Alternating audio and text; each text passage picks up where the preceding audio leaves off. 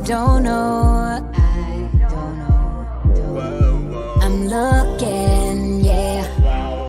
Marc Clarke, that's classic. I love it.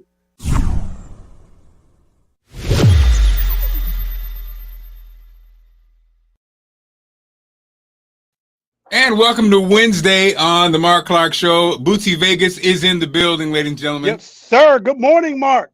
What's going on, Bootsy? Now, Bootsy, you have a son, correct? Yes, I do. You don't have a daughter. No, and after yesterday, I never want one. Well, we got on the line a brother. We got a special event tomorrow evening. I'll be a part of the panel.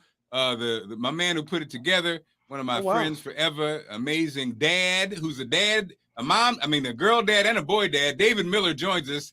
Soon to be Dr. Miller joins us. What's up, Doc? How you doing? Man, I'm good, man. How you doing? We're good, man. Getting ready for tomorrow and this amazing panel. So, David, tell us what the event's about and what's going down. So super quickly, Mark, I'm actually in the car taking my dad to his doctor's appointment. But we are having an important conversation tomorrow hosted by the historic Reginald F. Lewis Museum in Baltimore at 7 p.m. Thursday, March 17th. And it's really about having this conversation about the importance of dads in the lives of their daughters. I'm actually doing my dissertation, a doctoral dissertation on looking at the impact that Black fathers have on the social and emotional development of our daughters. Too often, Mark, we talk about fathers and sons, but we don't talk about how we pour into our daughters and how we help shape the lives of our daughters and how important a dad's role is in the social and emotional development of our girls. So it's a critically important conversation. It's virtual. We got a really dynamic panel. We have 4 brothers who are in different stages of that fathering process. You know, Marc Clarke has older daughters, but then we have some brothers who will be on the line who have younger daughters. I think one of the brothers, the youngest daughter represented, is about 13. And then we also have a woman's perspective. We have Dr. Kay Wise Whitehead, a distinguished professor at Loyola University in Baltimore and also a radio host on WEAA radio. She was a daddy's girl and is going to talk about how her dad poured into her life. Well, David, look, man, I'm so glad that you plugged me into this. You know, I love talking, and I love talking about these baby girls, man. And as you mentioned, our girls are growing so fast, man. But so we look forward to it tomorrow night, 7 o'clock. It is virtual. And just, I'll give you more information. David, get dad to the doctor, brother. You out there serving as always. We appreciate you, man. Thanks, Mark, and to the brother in the building. Spread the word, man, because this is a really important conversation. You know, Chris Rock joked about this several years ago.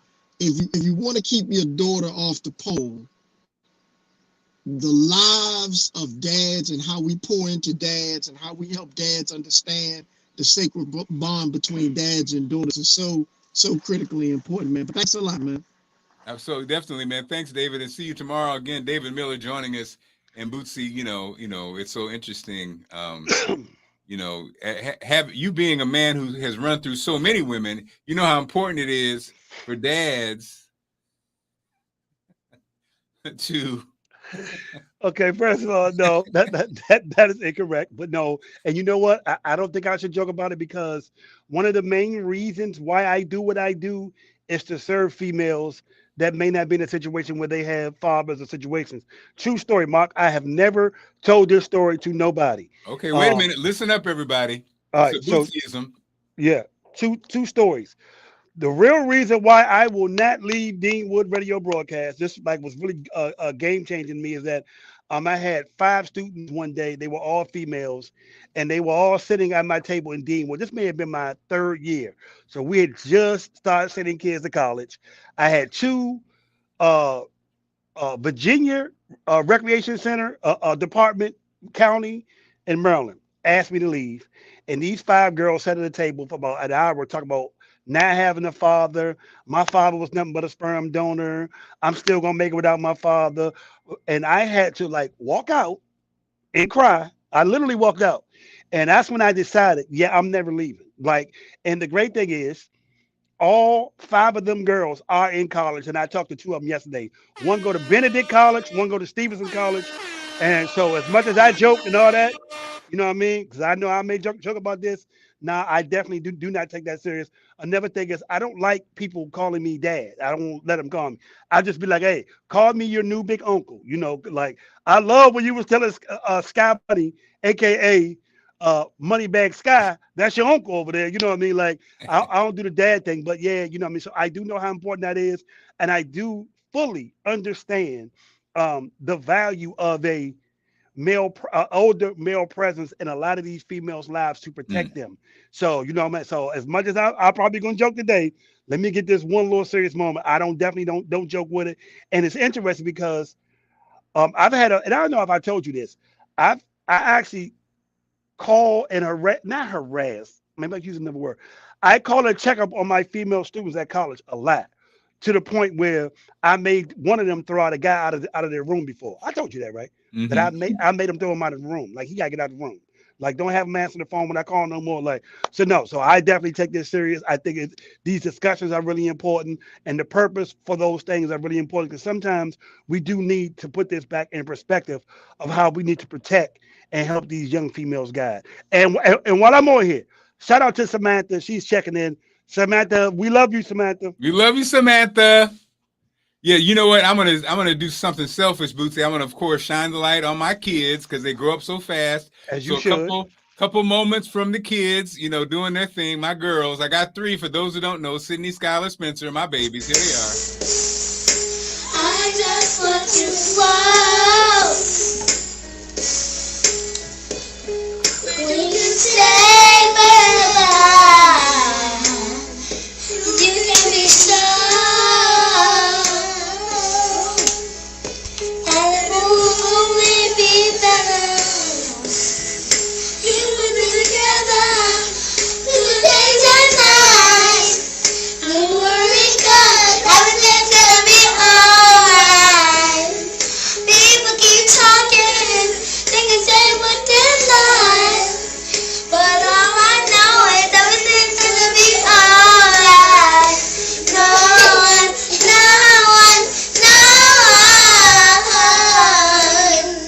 can get in the way of what I'm feeling. No one. And so, of course, you know how it happens, Bootsy. These kids, they grow like weeds. This is me and Sydney at her 16th birthday, which was now, what, 5 or 6 years ago.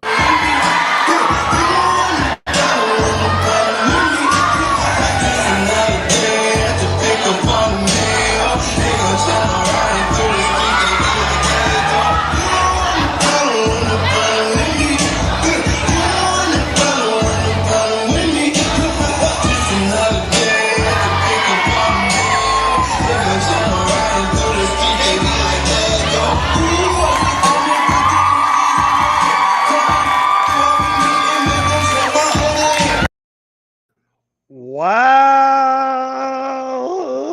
Just like that, she's 21. And Wow. you know, it's so Wow. interesting. I'm gonna call her today. So Skylar's home, and then Spencer, of course, is 17. She's a junior, and Sydney's a junior in college, and then Skylar's home. She's a freshman, sophomore. But you know, I'm gonna call Sydney today. I just texted her this morning, hey, what's a good time to talk? Because like you said, Bootsy, you know, just a couple little things, a couple reminders for the, you know, just put something on their minds. And and it's funny because I've learned with the kids and being in a house full of women, I've learned not to instantly say something. You know what I mean? I've learned over time, though. You know, I've learned that sometimes it's better to address something and not address something, right? Elaborate on that. So in other words, instead of going through a specific thing, I'll say this. I'm calling Cindy today. Talk first of all. You start off with all the good. Hey, baby, love you, miss you, so proud of you, doing great things, all these things, right?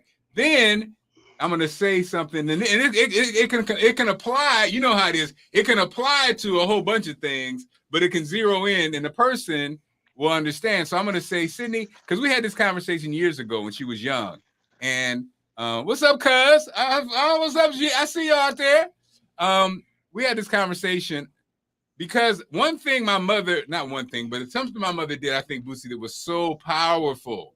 And I get it. And watching Kanye West's mom, I think, well, and my cousin, Valencia, sometimes when you just have one, especially I think in our community, you prepare them for the world, and you really are their backstop, and you kind of like, you can shower them with praise and support, you know. And I think as an only child, my mom, we didn't have the money, but I got showered with that. So I knew who I was early on.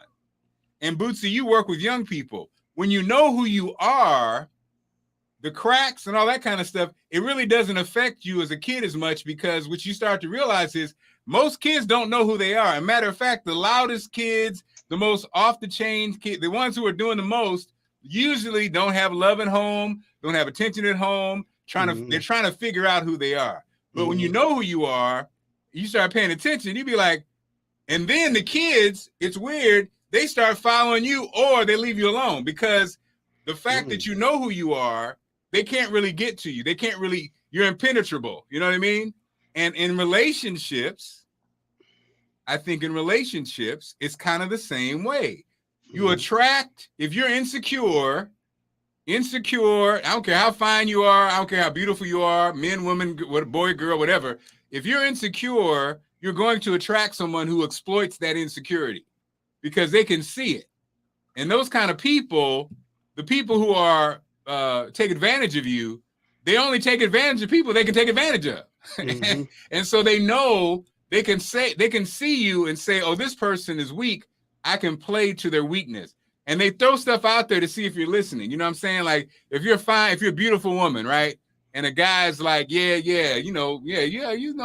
they point out your weakness. Okay, see you, blah, blah, blah, blah, blah. And if you hear it, if you respond to it, they got you. Yeah, it's the oldest trick in the book. But again, that's one of the hardest things to understand. So my conversation with my daughter is going to focus on, number one, who you're letting in your life, right? Always be wary. Always look to character.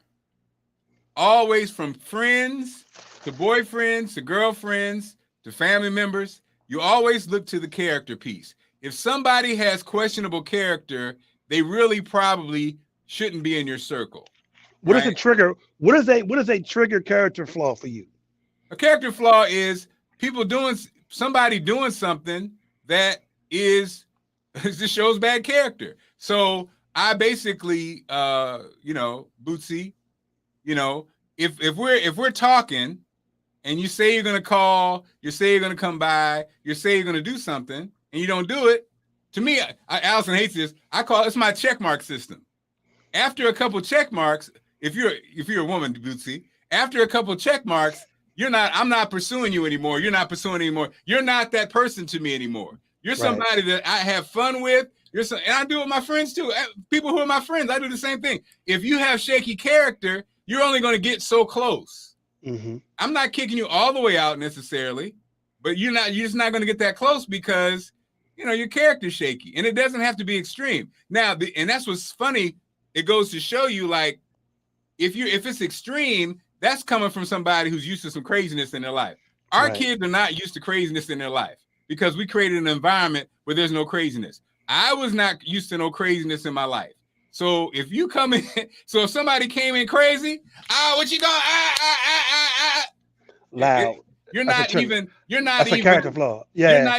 It's not even a consideration, because I don't have craziness in my life. I don't invite craziness in my life. I don't care how fine you are. And that's the other part. Hold on. I don't know about that, because you let me hang with you. Go ahead. Right. I'm sorry. Only so far. No, no. So it's like, but again, the key point is you have to know who you are, though, and you have to stand on who you are first. Because Allison some people I have around me got shaky character, but I only let them get so close. You know what I'm saying? Because I know who I am. The lies or the whatever or the tricks, it ain't gonna work, because I already know. I know what I'm doing. I know who I am. But when you're young, it's hard to know who you are. It's hard to not be seduced by pressure and people like that. And so, my conversation is basically that, Bootsy. I'm not being specific. I'm just going to say, Cindy, remember we had this conversation when you were a kid and you wanted to be friends with this person. And I told you, when you're friends with somebody, you are now inviting all their craziness into your world. So, one of this guy that she was going to be friends with, he was 16 and had a child. And he was fighting on Facebook all the time. So I said, okay. And so she thought I didn't want him in her life because I was being bougie, because economically he was in a different place. I said, that's not it. That's not it. This is my issue. My issue is he's fighting on Facebook. He has a child. He's 16 years old. Are you ready as a friend to have all that comes with that as your friend? His baby mama drama, the fights, all those kind of things. When he calls you and says, can you help me? Are you willing to do that? Do you want to invite that into your life? If the answer is no, you're talking about me. What kind of friend would you be? So, so it was a conversation that made her think, because again, who are you inviting into your life? That's a fact. Yeah, the energy, the circumstances, all that it comes with it. Yeah. And and the stuff about, like, you ain't never been in a fight. Why would you be with somebody who fights all the time? You know what I'm saying? Yeah. And Vivi, Kevin says, you almost called me crazy yesterday. No, Kevin, I did not almost call you crazy. No, you almost called me crazy. Well, I'm saying crazy in love. I love y'all family members.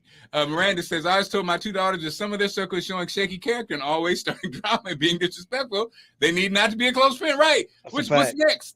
And I tell you what, my cousin knows I call Valencia Vivi. I had no problem telling my friends, no, I ain't doing that. And no, I'm not going to go with you. It's like but that was a kid. And so some grown people have a hard time. It's like, if your boy is abusing his wife or girlfriend, or it's inappropriate with women, should he really be your boy? Are you just going to let that just go around unchecked? Now, what's interesting, Bootsy, is a lot of times with guys, we never see that side of that person. So we didn't even know what was going on. And that's something that I got hip to later on. I didn't know this person was a crazy person. I ran into this person who's almost a family member, and he's a high profile, super successful lawyer. Man, I was talking to somebody. They were like, yo, he tried to choke out my girl, and the police are coming to get him next week. I was like, what? And Bootsy, she sent me the pictures. So I just saw him chopping it up. Ha, ha, ha. We about to do dinner. We about to do lunch. She sends me a picture of a girl with the bruise marks around her neck, and he's a high profile lawyer. So he's, you know what I'm saying? Had no idea. So I'm going to tell you what I teach my students, what I tell my students, you know what I mean? Because I always give my students a conversation before they leave to go to college. And I've given 30 of them. The first rule I tell them, Mark, I say, look, let me tell you this now. Friendship is something you should earn. There should be steps taken before you consider somebody your friend. You don't give your friendship away. You don't give your love away, your trust. There should be some things that they should do to earn your trust. Do not go there walking in blindly thinking you can trust somebody that you don't know. There should be some steps. So just be careful on who you call a friend. Use that friend word really lightly. And I always tell them, trust and friendship is something that you should earn. There should be some steps taken. Just don't be so willy-nilly say, okay, you're my friend now. And, as I learn that part, or I teach that can help a lot of these characteristics that you'll see earlier, because, you got to be careful with that stuff. And but see, I don't have daughters, so I can only imagine what that is. And I know one issue that I have been struggling with recently is the fact that I've had kids that were 14 and 15, and now they're 22, 23, and 24. And my conversations have to, vary and different from them as well, which is a whole nother thing that you don't think about if you don't have daughters. If I did not teach them, I would not think about that at all. Yeah. I have to have adult conversations with them now. Like, I can't call them, they ain't the little girl that was here. So, these are all the things that I think that the thing that you guys are gonna do tomorrow is really important in order to have these discussions, because none of this is easy navigating as a father or a mentor. Well, so one of the things, again, I'll be talking about tomorrow, father-daughters, that's what we're talking about. I'm going to tell you a couple of things, Bootsy, that I did in life that I'm not saying it's for everybody, right? But I will say that I feel like it worked for me. and with my daughters, me and Allison have a little bit different philosophy as far as this goes. So dating, right?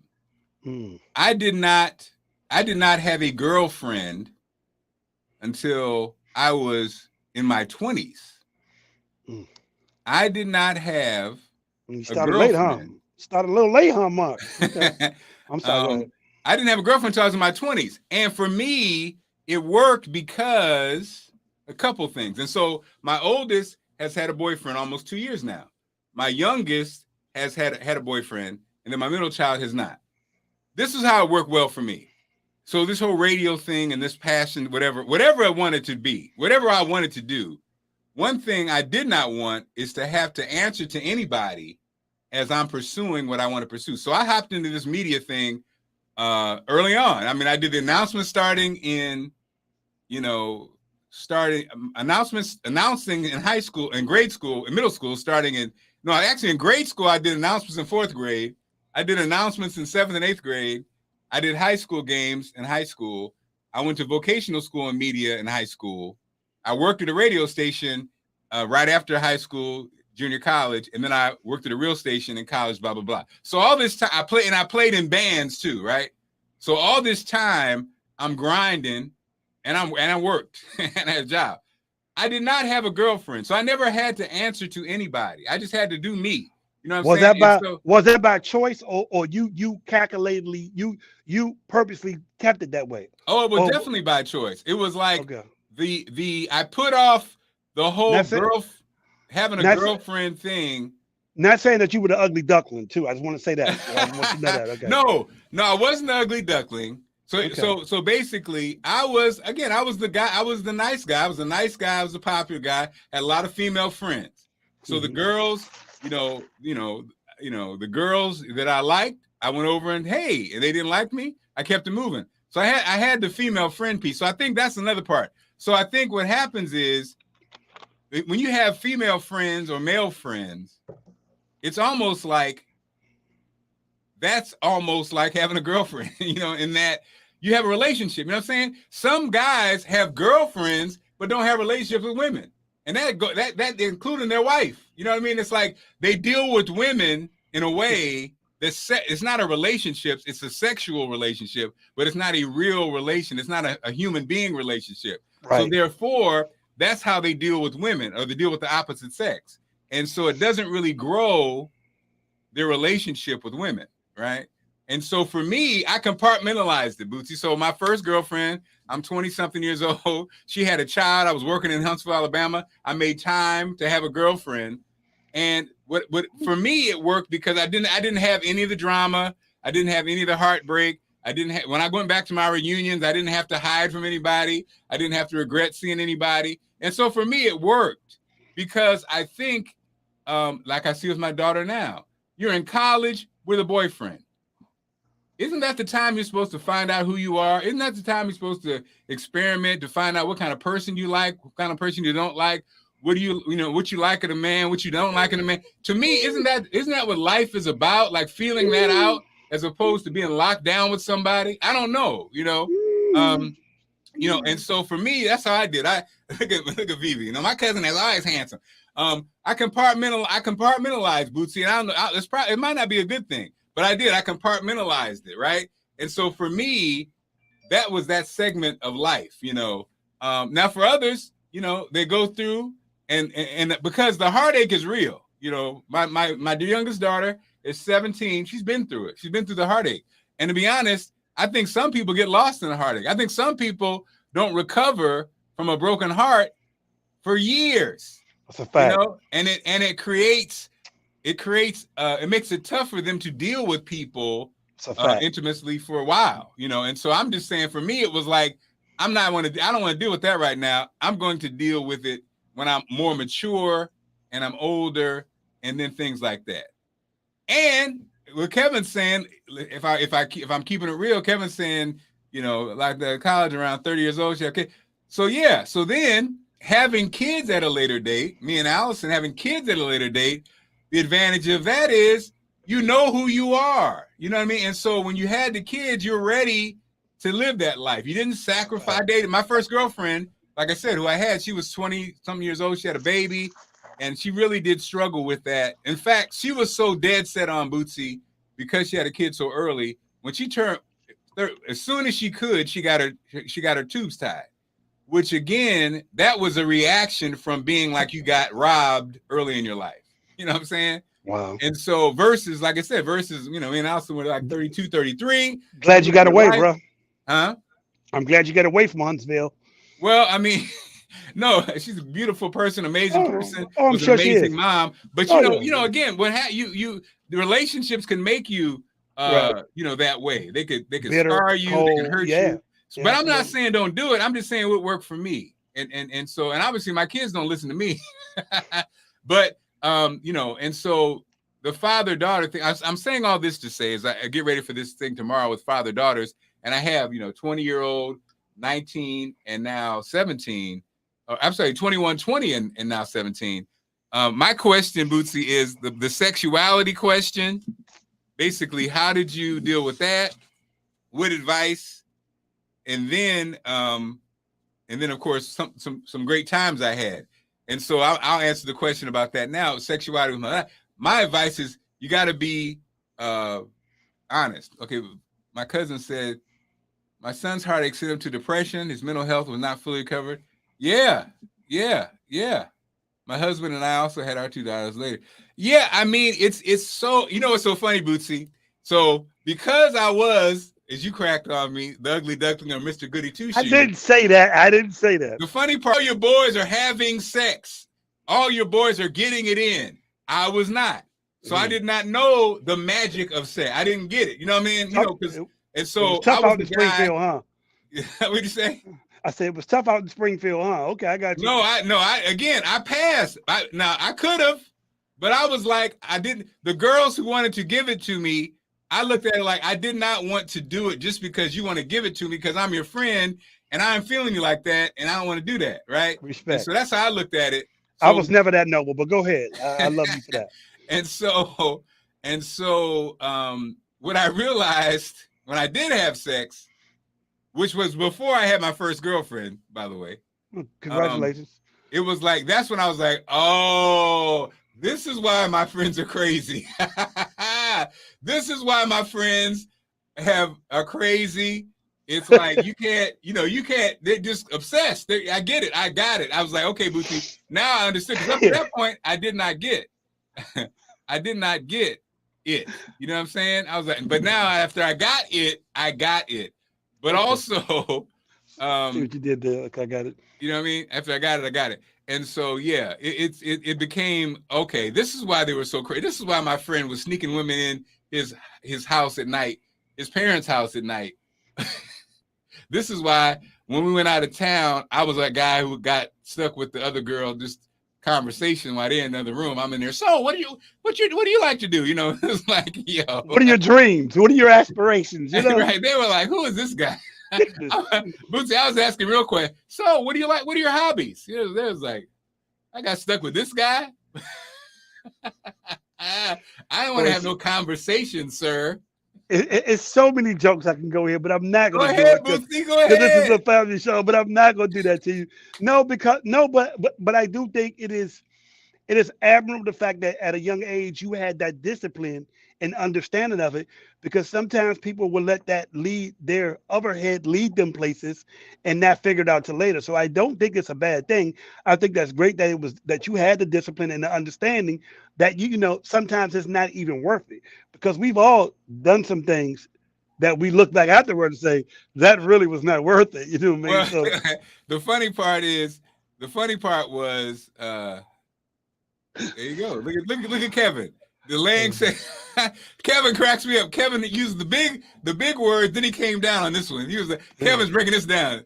No, yeah, I mean, the funny part, Bootsy. Well, never mind. I won't go into that. But at the end of the day, yeah. Let's not go that far, as I know these dad jokes are just coming real soon.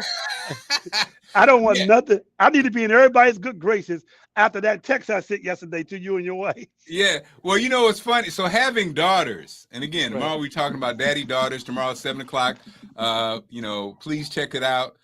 having daughters, it is interesting how, like they always say the first relationship a woman has with a man is her father. Absolutely. I look at Allison and her dad. I look at my kids, and we're 3 different girls, and it's 3 different relationships. It's 3 different three same household, but the personalities make it different. Wow. Everybody's approach is different. My youngest daughter, again, she had a boyfriend and stuff, and it was like against my, she didn't go against me, but I would have preferred to not, because so young or whatever. And it was interesting. It was a classic setup where he was a good guy in my eyes. I didn't know the other part. You know what I mean? I didn't know the other part. Didn't tell. They always a good guy. And exactly. Trust me, when they walk in your house and see how tall you see your actions, they like, oh, they're gonna be a real good guy. But Yeah. but, And then it's I just think, again, when you're trying to figure out who you are, right, it's easier to do that when you're not figuring out who somebody else is. right. And you know what I do? think also, again, just as a human being, that's what women. So what women don't understand about guys who are on the path to something, a lot of times, let's keep it real in society. The first part is being successful as a man is a huge part, right? Right. And so that's why I think guys can be in sexual relationships to get off, but be focused on what they're really trying to do with their career. Then you have guys who are focused on their career, and they look at it like, well, I can't deal with that part until I deal with that part. I think guys have sometimes a tendency to compartmentalize. I think sometimes that's why with women, if a guy's not ready and he says it's not you, a lot of times that is true. When he says I'm not ready, he's saying I'm not ready to have to answer to you, and check in, or run everything through you, not have freedom, not being able to be a free thinker when I'm on a path or something. So no, I totally get it. I'm gonna tell you another thing that I do with my students. I preach this a lot with my female students. I preach to them the possible consequences of what could happen. Like, it's one thing to be young and have these relationships, but do you know what will happen if you have a baby? Do you know what happened if you're in a situation? Like, I always try to preach what the end game and the consequences could potentially be, because when you're doing stuff like that, you are technically an adult. When you're in a situation like, I tell students in my class, if you go out and hit somebody with a car, you're gonna be charged as an adult. If you go out here and jump somebody and you and your friends stop, you're gonna be charged as an adult. And if you have a baby at 16 or 17, you're essentially going to be an adult. So I always try to preach the consequences of what this could bring, because I don't know if that is all. I know we got to, and I'm not saying in general, but I know we got to be nice. Sometimes we got to try to give it to them in a way that we think that they can digest it. But sometimes you just need to let them know what the consequences and where this could possibly lead them, and let them know where this could derail them. That's what I do. You have to. You have to. It's so interesting. So it's interesting. Kevin and Vivi are breaking it down. Kevin says, can a relationship survive sex? The short answer is yes. A sexless marriage can survive, but it can come at a cost. One party is said the other is uninterested. Lack of sex is intimacy and connection, feeling resentment, even deathly. True.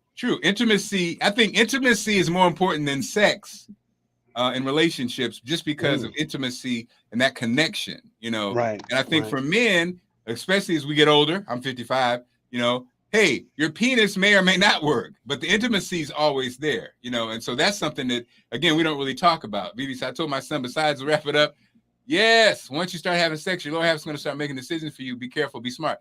Well, yeah, when you're young, like you just said, Bootsy, you just said this, you're now in an adult game, and it could be a child, and that child can change the trajectory of your whole life. Because that's one thing, Bootsy, don't you agree? One thing, all the cliches that people say, the one that does hold true is when you have a child, your life is never the same. That's the one I noticed. I always say that. That's my dad joke to everybody. But that's what the second one is? For me, it was the one. You know what the second one is, though? That I didn't know until I was in the situation. Was when somebody said it's cheaper to keep her. Oh yeah. Now, and I know that could come off a little, you know what I mean? But in some situations, you better try to make it work.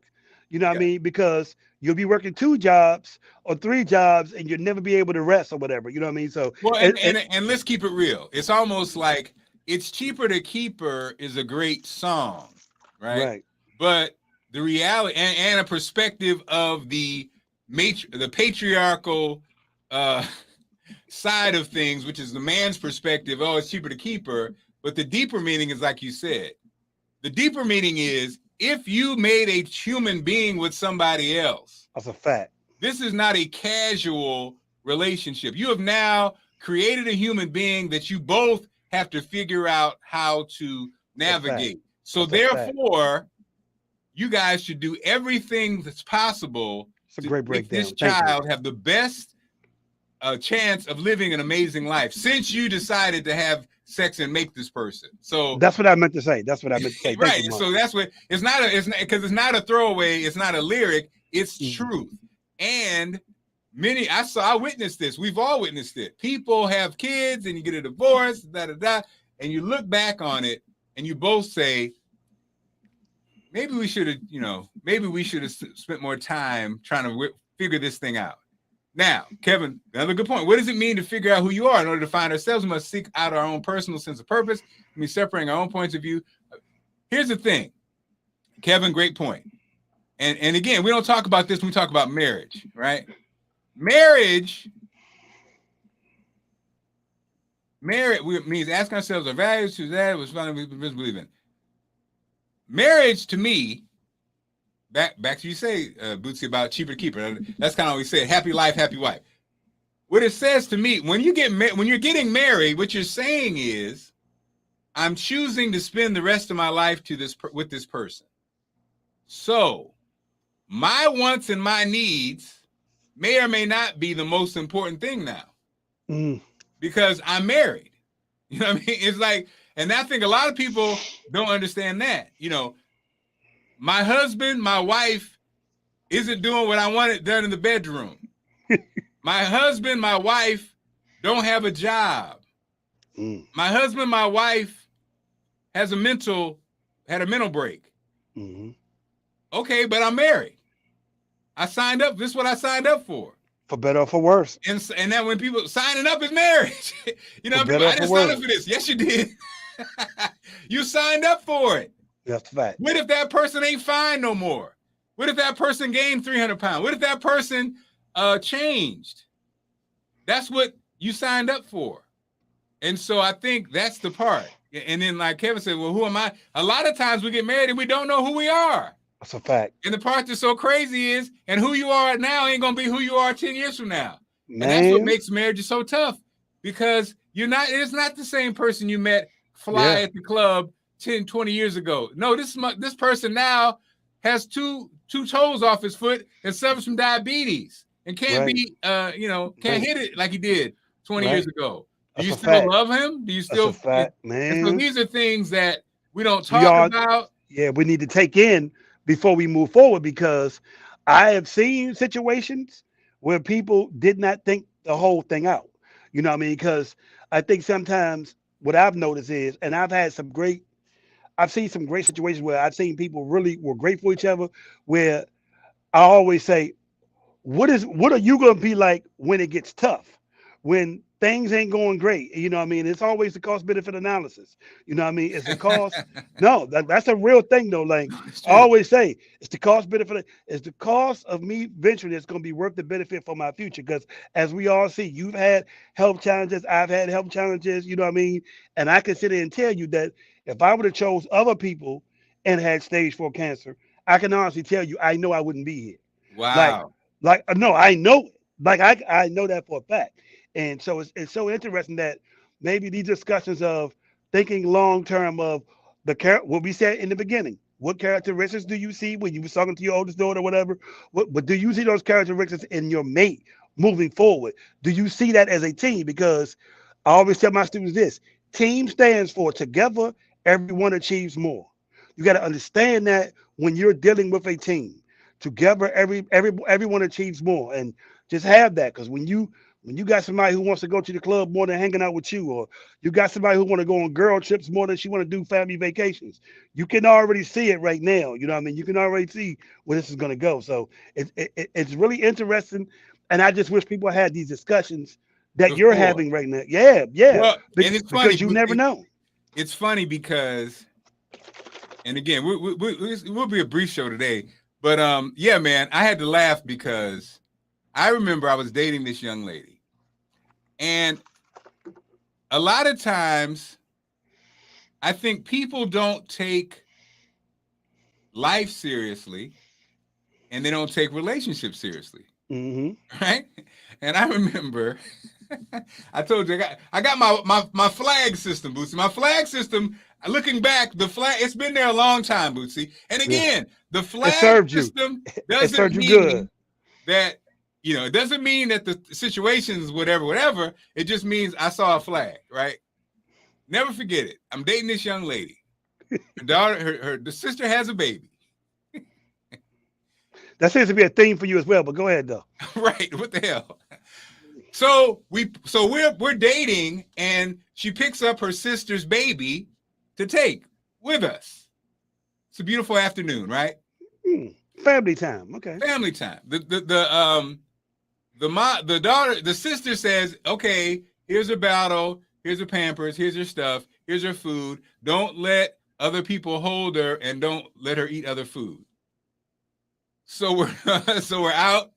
We go. I mean, I think it was a family situation, so it wasn't like it was foreigners or people, whatever. But it was a family situation. We took the baby with, and you know how it is when you arrive with a baby. Oh, let me hold the baby. So first of all, she's letting her hold the baby, and so the last part though, Bootsy, somebody gave her some food, and so of course, flag. Now the fact that I remember this maybe says something about me, but Bootsy. Flag. Man. Now, and so then, I'm dating this young lady. Then, we've been dating, and a friend of mine came to town. And we're all going to go to lunch. Right? So we're walking out the door to the car. She has a book in her hand. I'm like, what you doing with the book? He said, well, I know y'all going to be talking, so flag. Wow. And I ain't even be interested in nothing y'all saying. I'm just going to be here. So, wow. I say all that to say. Wow. I guess I took those things seriously. You know what I mean? And you were smart too as well. So you know what I mean? Job. Because like you say, a lot of people... people just don't be paying attention, right? They just be going around, da-da-da-da-da. And so then you're married to this person, and you're complaining about stuff that you should have been noticing the whole time. Right. And that's and so when I have my conversations with my daughter, I say all that to say, I know people are like, what's that do with anything? When I talk to my daughters, and of course, how your kids are, they tune out. Sadly, they've been listening to this guy their whole life. But hopefully some of it resonates, right, Bootsy? Just little things. It's the little things, It will. You're like, da-da-da-da, da-da-da-da. And again, I don't necessarily specifically hit the person or the friend, because that then becomes something different, because that makes them, their feelings and da-da-da-da. I come from this side, Bootsy, and hit them with the general thing. Hey, always remember, look at your friend's character. Are they doing what they're saying they're going to do? Are they treating you how you treat them? Right. Do they do things to you that you never do to them? How often do they do that? Do they do it all the time? That's a great assessment. Do they disregard your point of view? And your opinion. And your friends listen, Do they put you in situations? How many times, Bootsy, have you been out with a friend or somebody, and it's some ish going down, and you're like, why would they put me in this? Right. Which is why I hang by myself a lot. As you have met people that I know, they'd be like, yeah, he just be chilling. Be like, oh no, I've learned that. But let me tell you where you are lucky at, Mr. Clarke. Let me tell you where you are lucky at, sir. You, Mr. Marc Clarke, are lucky is the fact that you found somebody that was as passionate as you were in the same field, which is not really normal. The issue that I've had and other people is that I don't find people who are visionaries, goal oriented, and have an understanding of what it is to accomplish what you're trying to accomplish. That, my friend Mark Clark, is where the love gods have shined on you, spot a light with somebody that had understanding. Because I've had some great relationships, but I can really remember this. I told them what I wanted to accomplish and what I wanted to do in my life and what I thought it was going to take to be there.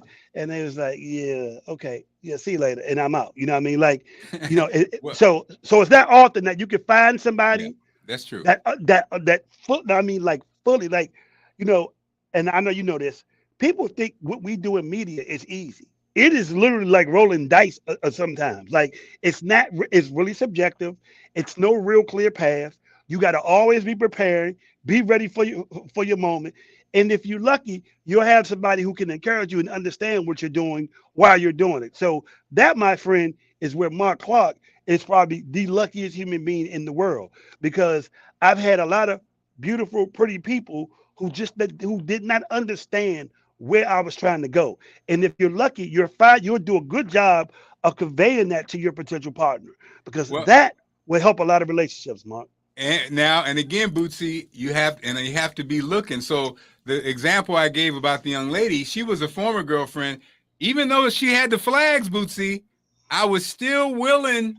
I was still willing to throw the dice, and that would have been a failure, right? Massive.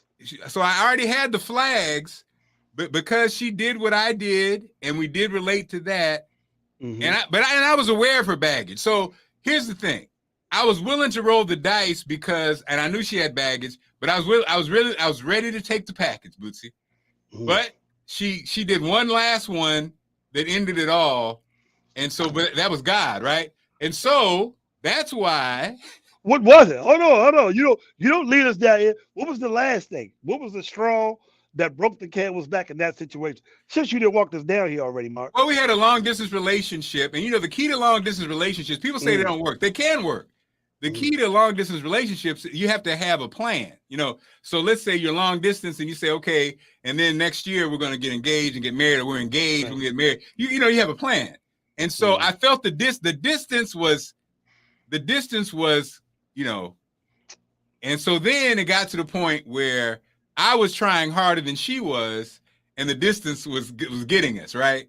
So Mm. then it got to the point where in my mind, I was like, okay, it's probably over. Like in my mind, you know how you'd be like, and so one time we're on the phone, and long distance relationship, one of the keys is you have to inform each other about your life. Man, You're not there already. So the trust me. lifeblood is to I know what's know going on. the, And uh, so the the whole communication. And trust me, I'm the king of long distance relationships. But go ahead though. So we're on the phone, Bootsy. Yeah, so anyway, da. Roar! What was that? Oh, I got a dog. Okay.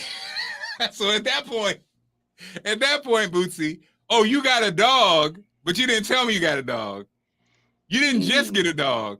I don't You know got about a that one, dog. Mark. I don't know Huh? about that one. I don't know if that was a bad one, Mark. But go You ahead got a though. dog, but I just found out about it, and you been had a dog. Like, okay, you know what I mean? What? Like you had, and so that was the clue. To me, I felt like it's going to be a matter of time. So basically, in my mind, it's already over. We already got long distance. You getting dogs, ain't tell nobody about it. Probably got a man who brought you a dog, and he didn't say anything because of it. Mm. So we were we're both You're letting your mind wander on that one. But go ahead. well, and so we're both on. We both did media, and I used to check in every morning. Hey, how you doing? How you doing? And so I called one morning, and she never came to the phone. Like an hour, she never came to the phone. I know that feeling. Woo. So now it was over. So in my mind, it's over. Now it's just a matter of time. So that was it. That was it, Bootsy. That was No, it.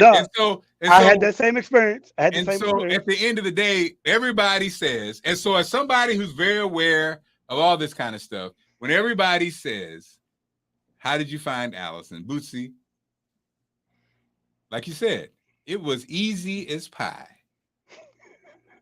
Come on, Bootsy. You know she fine. We already know that part. And then it was easy as pie. She's beautiful. She's amazingly talented. And when we started dating, we spent every Monday, Tuesday together until we got engaged. So Bootsy, the fine part and the talent part, that's a done. And then those Mondays and Tuesday sessions, hanging out, after 6 months, Bootsy, I'm all in. What do you mean? How do I let her get sign away? up? Who do I sign up at? Okay, Where do I sign? Where do I sign, Bootsy? Oh, and the last part was, in addition to all the amazing part, right? My raggediness. I told you that story, Bootsy. When my car got repossessed, and Allison Seymour's at the used car place with me because my friend knows used car place, and I'm asking her what should I do. And the fact that Allison didn't bat an eye and stood by me, well, you know that bit. Yes, that's my man. Sure is. I was like, oh no. He said, where do I sign? I'm gonna stick beside him. I'm gonna stick beside him. Girl, his car got repossessed. I'm gonna stick beside him. And people get cars possessed every day. And where do I sign? But also, please let everybody know this about her. And Lord knows, I don't know much about your relationship. Let everybody know how funny she is, though. People forget about her sense of humor, like at a high level. For everybody that's watching, please go look up this Allison Seymour video when she was imitating the Catch Me Outside girl on live TV. Catch Me Outside, how about that? That is the funniest thing I think I've ever seen. Like, y'all gotta know how funny Allison is with that, man. No, she's fun. No, Dick Gregory said it best. He said, you should be a stand-up. Your timing is immaculate. Yeah, like, and that's true. That's true. Hold on. She came to my program doing that. She was doing that around, like, and was like clowning me in front of the kids. You know what I mean? Like, yeah, her timing, like her. Yeah. And again, and so at the end of the day, tomorrow, 7:00, father-daughter conversation. I'll be posting it tomorrow on tomorrow's show. So we'll wrap it up, Bootsy, man. Anything you need to share, in addition, I know spring is on the way. Your media program, Ward 7 and 8. Anybody who listens, have a child interested in media, even if they're not, being in Bootsy's program is a life changer. Get a little plug in, Bootsy, as we wrap up. Yeah. Also, just let everybody know, SYEP, which is Summer Youth Employment, .gov in Washington, D.C. if your kids are in the area. I had an amazing conversation with Cooley Senior High School. I tell everybody, if you have a 14-year-old, 14, 15, 16 high school student, and you really think that they want to go to college, that you think they want to major in broadcast journalism as a career, my program will be essential for them. We are partnered with Congress, where we work with the Congressional Award, where a member of Congress writes their letter of recommendation. They can do their volunteer hours. And the success of my program is the fact that they have congressional access. They'll be able to interact with people of all demographics, races, creeds, you name it. We're literally partnering up with Larry Miller, the CEO of the Jordan brand, who has an amazing book out. If you have not check this story out. His name is Larry Miller. The book is called Jump. He's Michael Jordan, CEO of the Jordan brand, but he's also the former president of the Portland Trail Blazers. We're doing something with him next month. So, if you got kids who is interested in journalism and you think it's something they want to do, and they get to meet people like Marc Clarke and Allison Seymour. So, even if you don't like me, you get to hang out with them and know them. So that's a great opportunity. And again, shout out to the fathers, shout out to the daughters. Absolutely. The one thing I will say about as a dad that I think that men have to, we all have to understand, right? But I think men have to, I think by nature, men are competitive. Society kind of makes us that way. Maybe God made us that way.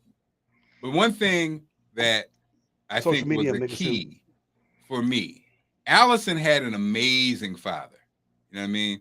I'm talking about an amazing father. And a lot of times I see when guys have like situations like that, the guy tries to compete with the father in a sense. Or what men get wrong, and what sometimes the daughters get wrong. Sometimes the man thinks the daughter wants you to be just like her daddy. And sometimes the daughter sometimes does make that demand, and she got that wrong. Because he's who he is, and you're who you are. Right. And I was so in love with Allison's dad, and so just that I never compared myself to him because he was a giant. You know what I mean? Great looking guy, character, brilliant. He's the kind of guy that you could ask dad, that you ask dad every question about religion, theology, geography, world history, world politics, all that stuff. As you know me, Bootsy, you cannot ask me anything about any of that. So the beauty was I never compare myself to him. I could just be my best self.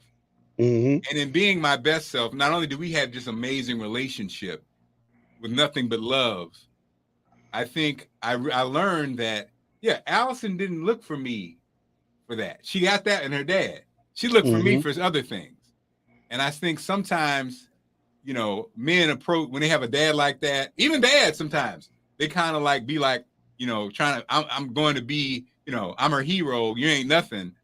Don't get caught up in that, guys. Don't get caught up in that. Be your best self. And if anybody from the wife, daughter, to the husband, to the dad, to the mother-in-law, anybody who gets caught up in that, don't get caught up in it. Let that be their struggle, not your struggle. You know what I mean? Right. It'd be like me coming in, like Bootsy, your program. Like there are people who envy what you built there, and they look at it like, well, I would have done it this way. You're right. You wouldn't do it this way because that's you. Right. I'm Bootsy. I run this program. And until somebody else runs it, then you I've had to say that. I got all Bootsy can be is the best Bootsy he can be. You can't be somebody else. I can't be your theory of what you want me to be. Yes, and to be honest, as a husband, I'm in that boat. You know, I would have loved to be the guy who was up to this point the breadwinner all these years, and I carried the family financially on my back. That's not who I've been. That's not who I am. That's not who I am. So I got to be the best person I am. And giving what I can give, you know what I mean? And I think we all have to get to that point, right? Absolutely. Trying to be something you ain't is just not gonna work. Yep. And so that's a great way to wrap it up, my brother. And with that, let's wrap it up. And see you tomorrow. Look at Kevin. Yeah, man. Tomorrow it is Thursday. Have a blessed one, everybody. If you're watching this in real time, thank you for watching this at another time. Thank you. Please subscribe to the channel. We're growing every day. Oh, snap. We got about 4 people who love us.